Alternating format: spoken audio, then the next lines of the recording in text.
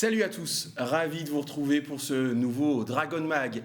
Metz Handball a parfaitement débuté sa saison, plus 12 à Bourg-de-Péage, plus 12 contre Dijon. Les Dragons sont tout simplement irrésistibles avant de commencer leur campagne en Ligue des Champions. C'est ce dimanche à Nancy face aux Norvégiennes de Storhamar. La semaine dernière, nous recevions le patron Thierry Weisman, le président emblématique de Metz Handball. Aujourd'hui, c'est la patronne, la capitaine maintenant de Metz Handball, c'est Bruna De Paola. Salut Bruna. Salut, bonjour à tous. La forme ? Toujours. Alors, est-ce que tu as pris conscience que tu étais quand même la première capitaine étrangère de l'histoire de Metz Handball ? D'ores et déjà, tu as marqué l'histoire du club. C'est vrai, avant, j'ai pas pensé à ça, mais après, les gens ont commencé à me dire, et c'est vrai que, voilà, du coup, la première étrangère, ça marque quand même. C'est une petite fierté en plus. Oui, bien sûr. À côté de toi, pour Let's Go Metz, ton grand copain, Lucas Deslangues. Salut Lulu. Salut à tous. La forme aussi ? Très bien. Toujours à côté de Bruna, donc c'est forcément très bien. Toujours. En face de toi, Mathieu Anquinet pour Moselle TV. Salut Mathieu. Salut Arnaud, salut à tous. Et puis Thomas Lavaux pour France Bleu Lorraine Nord. Salut Thomas. Bonjour tout le monde. Très belle chemise. Merci, vous aussi. Tu peux me tutoyer, hein, on n'a pas 70 ans quand même. Très bien. Pas loin. Ça ne saurait arriver. Aussi proche. Hein. En tout cas, on va commencer tout de suite cette émission en revenant sur l'actualité de la semaine et notamment ce match contre Dijon. C'est la première mi-temps.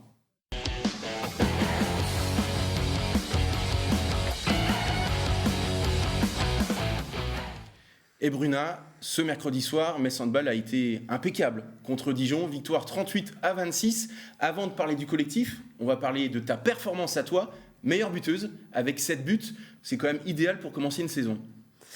Ouais, je pense que voilà, j'essaie de tout donner déjà à chaque match.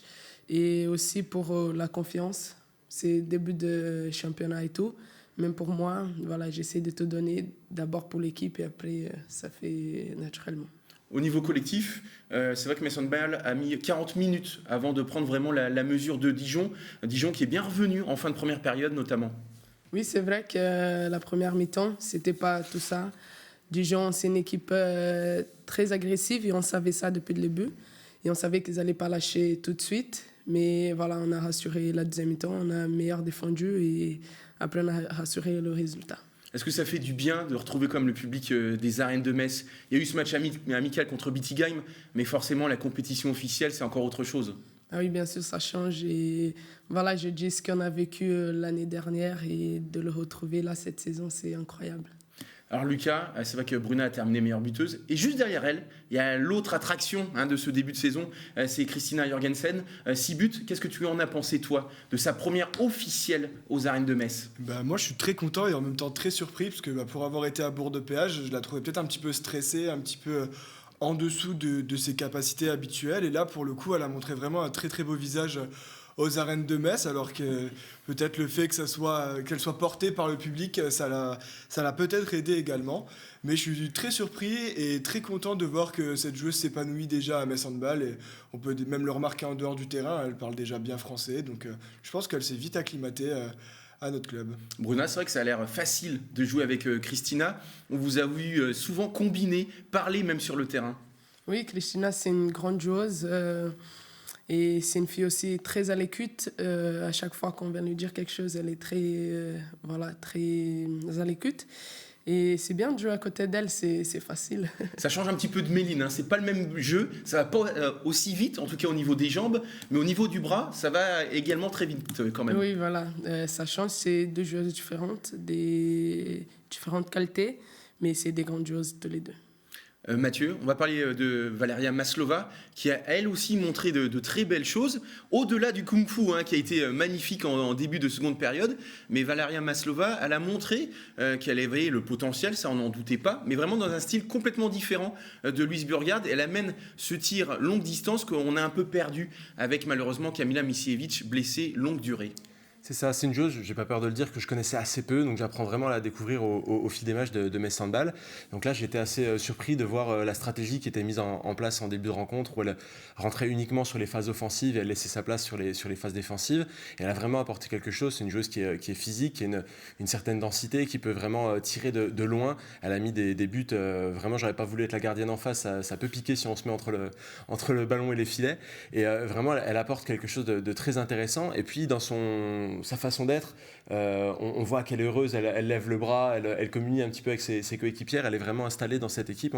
On sent que le collectif commence à se mettre en place. Et je suis assez curieux de voir ce qu'elle va pouvoir apporter sur le long terme quand elle sera vraiment en pleine capacité et quand elle aura vraiment créé le lien avec tout le monde. On a revu le kung-fu à l'instant. Il est venu de très loin, ce kung-fu, mais il était quand même magnifique. Oui, voilà, on essaye déjà à les entraînements et là, on a eu l'opportunité de le refaire. On a vraiment l'impression avec Valéria qu'elle est heureuse d'être là, y compris sur le terrain. À chaque fois qu'elle marque un but, on parle de toi comme quelqu'un de solaire. Et c'est un peu le cas aussi de Valéria. Oui, c'est une fille très joyeuse et ça se voit sur le terrain et même au quotidien. C'est son style de vie. Elle est très souriante à chaque fois. Voilà. Ton analyse de ce début de saison, Thomas, parce que c'est vrai que la campagne de préparation, sans parler d'inquiétude, mais c'est vrai qu'on n'a pas l'habitude en tout cas de perdre contre Bietigheim. Généralement, on s'impose facilement face à ce genre d'équipe.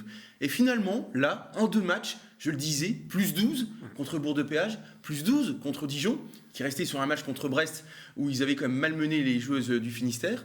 Donc finalement, on est reparti sur le rouleau compresseur messin. Plus 24 sur les 2 matchs, je pense que tout le monde aurait signé. Avec 2 victoires évidemment. Il ne faut jamais vraiment se fier au match de préparation, c'est toujours un contexte un peu particulier. Bietigheim, c'est pas n'importe quelle équipe, c'est un projet qui se monte, mais l'essentiel c'était de répondre au présent quand la compétition a commencé. Alors le match de Dijon a démontré que Metz était quand même encore en rodage. La difficulté, le jeu à parfaire dans la relation avec le pivot, dans l'axe du terrain, il y a encore du travail à faire, mais aussi ces difficultés ont aussi démontré que avec Maslova, avec Jorgensen, en l'absence de Misijevic, Metz aura quand même de la dissuasion de loin. Donc finalement, je dirais que le Metz Handball est dans les temps et a confirmé.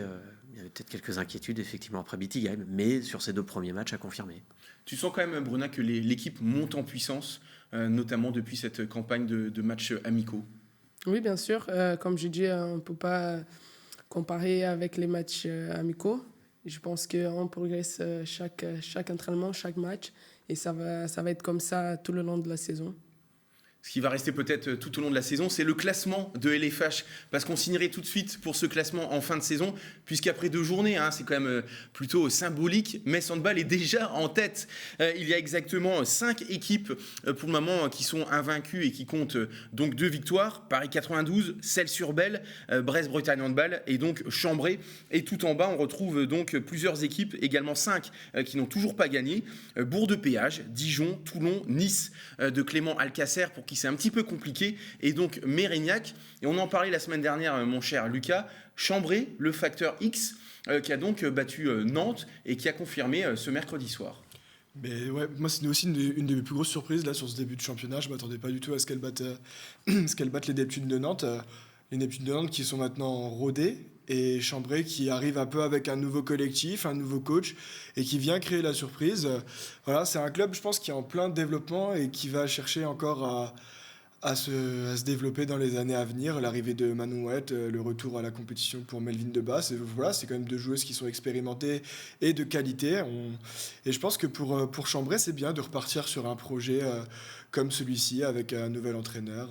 Tout va bien, je trouve, pour ce club. Par contre, je suis un petit peu déçu de Bourg-de-Péage qui est un peu à la traîne et pour qui ça va être vraiment difficile cette saison. Ouais. Puisque tu étais au match, évidemment, entre Bourg-de-Péage et Metz Handball. L'autre surprise, alors là, c'est encore la plus grosse surprise, c'est Celles-sur-Belle. Alors forcément, les adversaires sont moins prestigieux, mais Celles-sur-Belle, 6 points après 2 journées, je pense que là-bas, c'est la fête. On ne sait plus aller suivre un petit peu la saison dernière, comme Petit Pousset qui venait de D2F et qui essaie de s'imposer en LFH. Elles ont réussi à verrouiller leur maintien, et maintenant, cette saison, elles ont l'air d'être épanouies. Elles arrivent à aller chercher 2 victoires de rang, c'est génial pour une équipe comme celle-ci. Alors ça va pas être comme ça toute la saison, on va pas se mentir non plus, mais je pense que c'est le bon début qu'il leur fallait, ça va leur donner une bonne énergie et on va voir jusqu'où ça les mène. Alors Thomas, quand on voit Celles-sur-Belle, Chambray en haut du classement, on voit que finalement le championnat est vachement homogène. Est-ce qu'on peut dire, encore une fois, on l'a souvent dit même sur ce plateau, que ce championnat est le meilleur d'Europe? En tout cas, il monte en puissance, ça c'est sûr, le meilleur championnat d'Europe.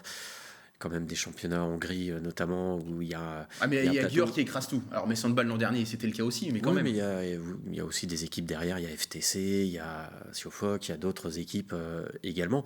C'est un championnat qui monte clairement en puissance avec des locomotives, et ces locomotives aussi servent finalement aux autres équipes du championnat. On a vu contre Dijon, Diroko, également ancienne Messine, qui a fait un bon match, une équipe de Dijon qui a confirmé son bon match de Brest. Donc on a ces projets qui sont intéressants. Bon match, mais à la fin ça fait quand même plus 12. Je pense, oui, mais faut pas oublier aussi que 3 jours plus tôt, autre déplacement, c'est loin, Brest, elles font -2. Et puis je disais, lors du match que j'ai commenté avec Mathieu, quand on est proche de réussir un exploit, c'est difficile d'enchaîner un potentiel exploit 3 jours après. Je pense que Dijon, si vous prenez le match de Brest, la première mi-temps de Metz, se retrouver à -2 ou -3 sur l'ensemble des 2 rencontres face à ces adversaires-là, pour la JDA Dijon, qui est un club qui a été en difficulté la saison dernière, c'est quand même une bonne chose. Et puis, voilà, comme je disais aussi, c'est Diroko, formé à Metz, qui a peut-être pas percé à Metz, mais qui peut exprimer son talent à Dijon. Et tout ça, ça fait que derrière les locomotives de la Ligue féminine, il y a aussi des projets, des équipes qui se densifient, des projets sérieux. Dijon, Nice, Besançon qui est toujours là, qui part peut-être un peu plus dans l'incertitude cette année, mais il y a pas que des locomotives, il y a aussi des équipes de milieu de classement qui progressent elles aussi. Alors l'autre actualité de cette semaine, et je sais que ça va faire plaisir à Bruna, c'était lundi soir à la cathédrale de Metz, avec cette présentation tout simplement exceptionnelle. Quelques jours après, Bruna, qu'est-ce que tu en retiens ? Je pense que c'était un événement bien. Je pense qu'on a marqué quand même, pour la ville, la cathédrale, c'est quelque chose de très important. Et pour nous, d'être été là-bas, c'était super. On avait l'impression, en tout cas, que toi, tu étais très à l'aise, que ce soit avec le maillot de Metz Handball ou en tenue, c'était facile. Ah bon? Je pense que je suis plus à l'aise avec la tenue ballon. de match. Ouais, mais voilà, ça s'est bien se passé. Et au niveau de la chanson, tu peux nous le dire maintenant. Est-ce que tu as chanté ou est-ce que tu as fait semblant ? Un peu les deux. Un peu les deux, ouais. Je suis pas trop à l'aise pour chanter et tout. Mais c'est fait. Hein. Quand Thierry vous a dit à l'ensemble de l'équipe, voilà, cette année, ça sera à la cathédrale de Metz, est-ce que vous l'avez pris pour un fou ? Vous avez dit, OK, on y va ? Oui, on a tout de suite accepté. On a trouvé que c'était une super bonne idée et on a accepté. Lucas, tu étais aussi présent lors de cette soirée. Qu'est-ce que tu en as pensé ? Moi, j'ai bien aimé. J'ai trouvé ça innovant. Chaque année, le fait d'essayer de trouver un petit peu des nouvelles choses pour la présentation. Je me rappelle que juste après Covid, ils avaient fait ça donc à l'hôpital avec des tocs de médecins. Je ne sais plus exactement le terme. Des calots. Des calots, voilà, exactement. Tout ça, je trouve que c'est quand même assez intéressant de s'adapter, d'innover. Ensuite, la cérémonie, c'était vraiment intéressant de voir un peu d'autres personnalités qu'on n'a pas forcément l'habitude de voir. On connaît que c'était parfois un peu long, certains discours, on peut le dire. Oui, bien sûr, c'était un peu long, mais parce qu'après, c'est pas aussi ce qu'on adore le plus forcément. Mais non, j'ai trouvé ça intéressant. Après, le seul petit truc à noter, c'est que moi, j'ai noté qu'il n'y avait pas beaucoup d'échanges avec les supporters qui étaient présents ou avec les partenaires vis-à-vis des joueuses, chose que par contre il y avait eu l'année dernière à la soirée au FC Metz dans la tribune sud. C'est l'une des premières fois quand même qu'il y avait des vrais supporters. D'habitude, c'est quand même des partenaires. Depuis le Covid, ouais. Mais voilà, donc c'était vraiment le seul petit truc. Mais après, comme je disais, ça a été une belle soirée, c'était une belle réussite, c'était innovant et ça fait plaisir de voir qu'il y a toujours des nouvelles idées qui peuvent être proposées. Bruna, toi qui as porté les couleurs également de Nantes ou Fleury, ça n'a rien à voir. Tu n'avais pas ça dans tes anciens clubs. Non, on avait des soirées de présentation, mais voilà, c'est vrai que Metz, c'est un niveau au-dessus. Thomas, tu n'étais pas à la soirée. Qu'est-ce que tu penses quand même de toujours chercher ce lieu qui fait entre guillemets le buzz ? Je pense que c'est toujours bien de rattacher un club à son patrimoine local. La professionnalisation des clubs font que parfois on a un peu ce sentiment de détachement du club. On a parfois l'impression que des clubs qui représentaient une ville se sont transformés en clubs installés dans une ville mais sans plus d'implantation locale. Là, on a deux patrimoines messins. On a la cathédrale, on a le Metz Handball, on a marié les deux, et je pense que c'est une très belle chose. Au-delà des images qui sont effectivement très très belles, et puis deux mondes aussi qui se sont rencontrés. C'est le chanoine de la cathédrale. Je suis pas persuadé qu'il ait l'habitude de ce genre d'événement très très fréquemment. Mais il a été très bon dans son discours. Oui, on parlait que c'était long, mais il a été en tout cas particulièrement pertinent dans ses propos. Mathieu, on se rappelle tous de l'an dernier, c'était pas loin d'ici, à la tribune sud de Saint-Symphorien. Mine de rien, c'était quand même plus spectaculaire ce lundi. C'était plus clinquant, on va dire. Disons que, sans vouloir être méchant, l'année dernière, il y avait quelque chose qui alourdissait l'ambiance. C'était les joueurs du FC Metz qui n'ont décoché aucun sourire de la cérémonie. Là où les joueuses de Metz Handball sont toujours de bonne constitution et agréables, les joueurs du FC Metz ont un peu traîné. C'est ce qui s'appelle un tacle, mon cher Mathieu. Et effectivement, et un peu décollé même. Mais c'est la vérité.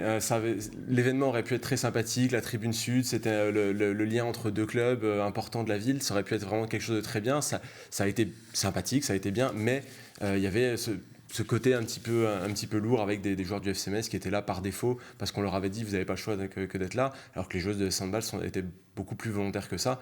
Là, effectivement, à la cathédrale, ça s'est vu encore une fois que les joueuses étaient particulièrement volontaires, souriantes et de bonne constitution, et c'est ce qu'on demande et c'est ce qu'on aime à Metz Handball aussi. Il est temps, si vous le voulez bien, d'ouvrir la page Ligue des Champions. C'est la deuxième mi-temps.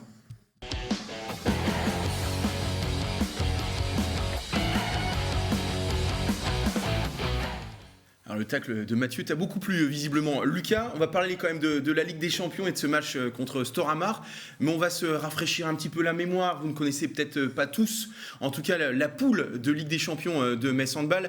Il y a du gros calibre, puisqu'on retrouve les Hongroises de Győr, les Roumaines du Rapid Bucarest, les Monténégrines de Podgorica, les Danoises de Team Esbjerg, les Turcs, mes grandes amies de Kastamonu, les Croates de Lokomotiv Zagreb et enfin les Norvégiennes de Storhamar. C'est vrai que Bruna, derrière Győr, ça semble ouvert quand même. Pourquoi pas encore aller chercher cette deuxième place? Oui, pourquoi pas, même si je pense que toutes les équipes là, ils ont de la qualité. Et chaque match, ça va être très difficile, comme l'année dernière. Mais voilà, on va tout chercher même pour aller devant Győr, pourquoi pas.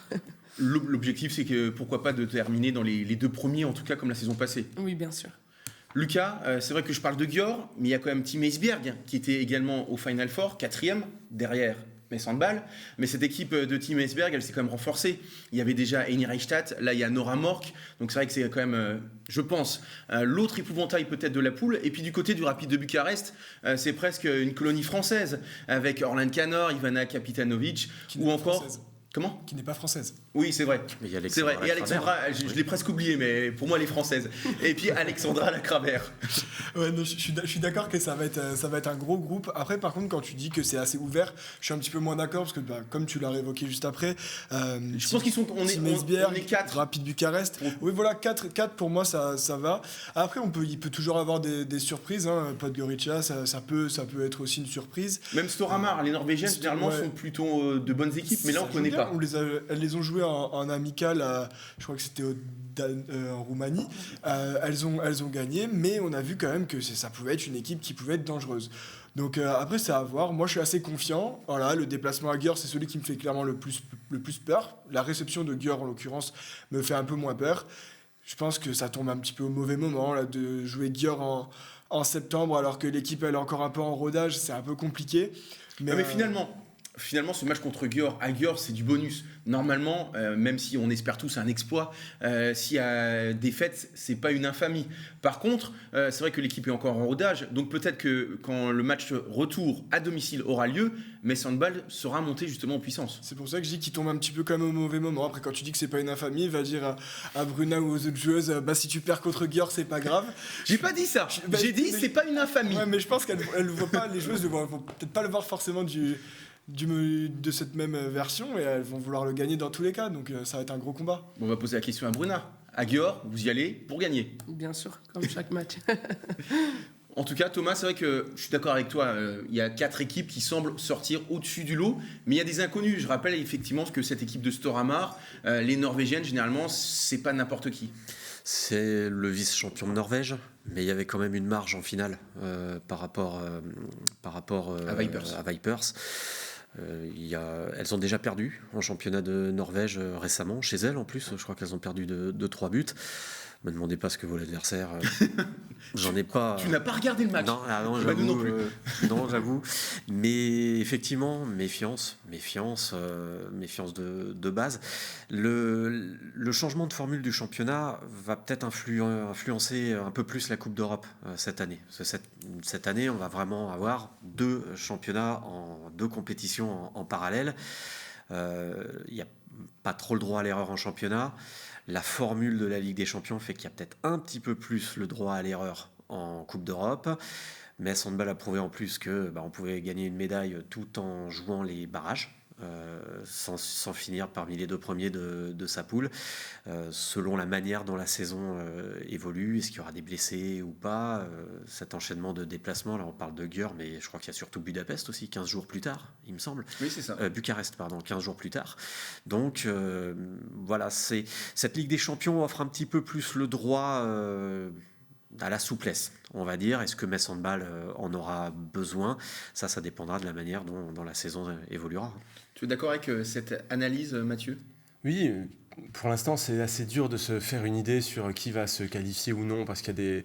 Voilà, Thierry Weisman nous le disait encore la semaine dernière, attention aux petites équipes qui peuvent créer des surprises et qui peuvent faire tomber les grosses parce qu'on ne les attend pas. C'est là où Ça, il faut c'est en championnat. encore plus. En championnat, c'est aussi valable, je pense, en Ligue des Champions. Une équipe qui a réussi à se qualifier en Ligue des Champions, c'est qu'elle a fait des belles choses au niveau national, qu'elle a été capable de se qualifier, qu'elle a une équipe qui est très compétitive, et ça peut parfois créer de belles surprises.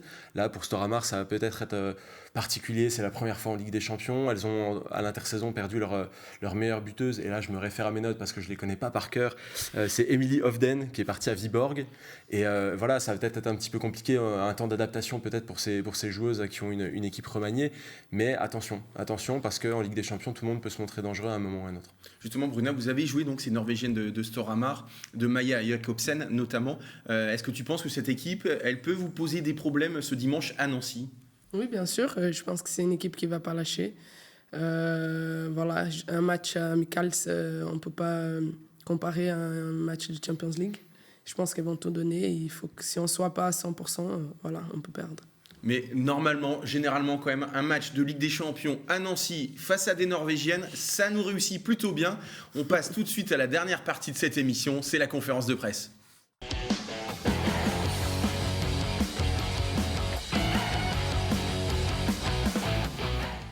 Bruna, 2e saison à Metz Handball, tu es donc capitaine. Tu découvres encore ce nouveau groupe avec de nouvelles joueuses, notamment étrangères. Est-ce que tu penses, même si c'est encore un peu tôt, que cette équipe, elle est capable de nous faire vibrer, rêver et d'aller aussi loin en Ligue des Champions, c'est-à-dire au Final Four? Oui, bien sûr. Je crois beaucoup à cette équipe. Je crois beaucoup au staff. Voilà, comme je dis, les choses ne se font pas dans la nuit. On a beaucoup encore de travail à faire. Mais je crois à fond et on va tout donner pour vous faire vibrer. On l'espère. Lucas, une question pour Bruna. Ouais, moi, je voulais revenir un peu à tes origines. Comment, du Brésil, tu as pu arriver jusqu'à chez nous en France, à Fleury, puis après à Nantes et puis à Metz? Ouais. Bon, du coup, j'ai joué le Mondial 2015 avec la sélection A. Et c'est là que Fleury, je pense qu'il m'a vu. Ils m'ont proposé un contrat pour venir à Fleury. Tu connaissais la France avant? Tu étais déjà venu? Non, pas du tout. Et voilà, c'est là que tout a commencé. Et du coup, j'ai fait 4 ans à Fleury, 1 an à Nantes et enfin arrivé à Metz. Et maintenant, c'est un CDI, c'est 10 ans à Metz. Ah, voilà. Thomas, une question pour Bruna. Bruna, tu es venu à Metz pour la Ligue des Champions, essentiellement. C'était ça aussi qui faisait la différence. Tu avais déjà gagné une Coupe d'Europe avec Nantes. La médaille de bronze, ça a exaucé tes souhaits, c'était tout ce que tu attendais. Mais est-ce qu'avec un petit peu de recul, tu te dis, on peut faire mieux que le bronze, avec 3 mois de recul? Oui, bien sûr. Là, ma première saison à Metz, ça m'a fait montrer qu'on peut bien sûr chercher la première place, tout ce qu'on a montré la saison dernière. Et voilà, c'est ce que je veux maintenant. Mathieu? Oui, on vient de l'évoquer, tu as découvert la France en arrivant par Fleury avec Christophe Cassan en tant qu'entraîneur. Aujourd'hui, le club est en D2F. Qu'est-ce que tu penses de la situation de Fleury aujourd'hui? Ouais, ça me fait un peu de la peine parce que voilà, Fleury, c'était comme ma première maison et j'ai beaucoup grandi là-bas. Et de les voir voilà, en D2, ça me touche un peu. Et même de voir un peu la situation, comme on attend. Voilà, ça me fait de la peine, mais c'est comme ça, c'est le handball. Alors Mathieu parlait du coach de Fleury. Parlons de Manu Mayonade. Forcément, en te donnant le brassard de capitaine, c'est une grosse marque de confiance. Je présume que ça se passe super bien avec lui. Oui, je m'entends super bien avec Manu. Je crois qu'il a confiance en moi, sinon il n'allait pas me proposer d'être capitaine. Et j'essaie d'être à l'auteur et j'essaie de montrer que je peux être capitaine. Alors dernière question, on va sortir du handball, on va parler Neymar, foot. Ça fait longtemps que le Brésil n'a pas remporté la Coupe du Monde. La Coupe du Monde qui a lieu en novembre, alors au Qatar malheureusement. Mais est-ce que tu penses que c'est la bonne année pour le Brésil et pour Neymar ? Là, je crois. Là, c'est l'année de Neymar. Et mon année aussi. Eh ben, on l'espère. En tout cas, très bonne réponse. Merci à vous d'être venus sur ce plateau. On reviendra donc sur les débuts de Metz Handball en Ligue des Champions la semaine prochaine dans un prochain Dragon Mag. D'ici là, portez-vous bien et évidemment, bye bye.